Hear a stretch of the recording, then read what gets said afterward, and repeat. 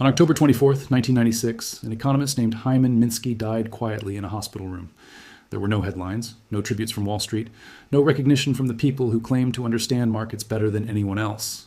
For decades, Minsky had been treated as an outsider. While the financial world celebrated endless growth and permanent prosperity, he kept repeating a message nobody wanted to hear. The more stable a system looks, the more dangerous it becomes. Stability, he warned, is not safety. Stability is the breeding ground of the next crisis. At the time, the 1990s felt unstoppable. Markets were booming. Technology was transforming everything. Risk felt like an outdated concept. And Minsky stood alone, shaking his head, saying the same simple thing over and over again. When people feel safe, they take risks. When banks feel safe, they lend to people who cannot pay them back. And when governments feel safe, they stop worrying about consequences. That silence, he believed, was the sound of danger forming. 12 years after his death, the 2008 financial crisis proved him right with brutal precision. Before we go any further, if you value calm, long-form explanations about money, power, and the systems shaping our world, this is exactly what we do here on Capital and Consequence. If this kind of analysis helps you think more clearly about what's happening beneath the surface, take a moment to like the video and subscribe. It helps support the channel and allows us to keep making documentaries like this one. Minsky's central idea was simple enough to sound almost obvious. Financial systems don't collapse when things are chaotic. They collapse when things feel safe for too long. In the early stages of a cycle, borrowing is cautious. Loans are made to people and businesses that can comfortably pay them back. This phase feels boring, conservative, healthy, but as stability continues, confidence grows. Risk starts to feel unnecessary. Lending standards loosen, debt increases. The system slowly moves from safety into speculation. At first, this feels like progress. Asset prices rise, credit flows easily, everyone feels smarter than the last generation. A dangerous belief takes hold. This time is different. The old rules no longer apply. New technology, new policy, or new financial engineering has supposedly eliminated risk. This belief has appeared in every major bubble in history, and it has always been wrong. As the system grows more confident, debt begins to explode. Borrowers appear who can no longer repay loans from income alone. They rely on rising asset prices to survive. As long as prices keep going up, nobody notices the problem. But once growth slows, even slightly, the system reveals its fragility. Borrowers are forced to sell assets just to meet obligations. Prices fall. That selling forces more selling. What follows is not a gradual decline, but a violent chain reaction. This is what later became known as a Minsky Moment, a sudden collapse caused not by panic, but by too much confidence. After 2008, policymakers became determined to never let this happen again. They believed the crisis wasn't caused by too much debt, but by allowing the system to feel pain. So they chose a new strategy: artificial stability. Interest rates were pushed to zero. Trillions of dollars were created through quantitative easing. Markets were reassured that no matter what happened, support would arrive. This didn't cure the disease. It numbed the symptoms. Like injecting a patient with morphine, the economy looked alive. Asset prices recovered. Confidence returned.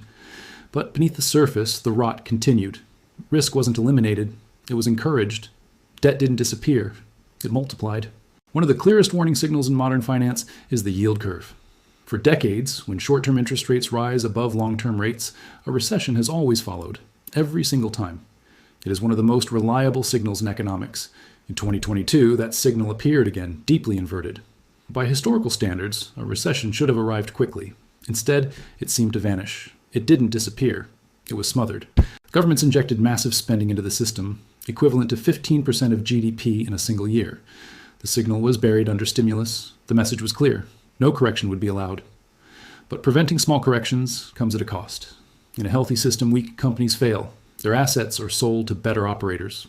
Workers move to more productive firms. This process is painful but necessary. It's what economists call creative destruction. When this process is blocked, the system begins to rot. Today, banks are terrified of recognizing losses. Bad loans are rolled over instead of written down. Dead companies are kept alive with cheap credit. These are called zombie companies. They cannot cover their interest payments. They don't innovate. They don't grow. They simply exist. 1 in 7 companies in the developed world now falls into this category. Zombie companies consume capital and labor that should be flowing into new businesses. Productivity stalls. Wages stagnate. Innovation slows. This is not a mystery. Japan experienced the same process during its lost decades. The result was 30 years of economic stagnation caused not by collapse, but by refusing to allow failure. At the same time, governments pushed debt to historic levels.